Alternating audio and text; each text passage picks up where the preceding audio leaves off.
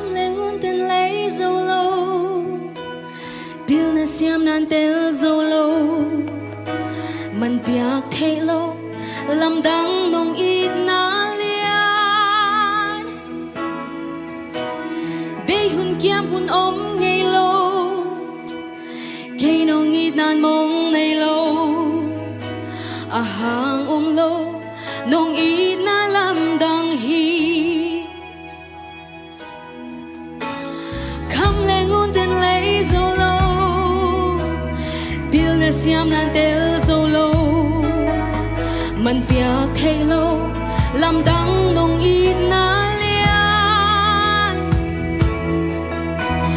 bê hun kiam hun ôm ngày lâu cây nông ít nan mong ngày lâu à hàng ôm lâu nông ít na làm đắng hi tua hi ca nun tak na bulpi ka thahan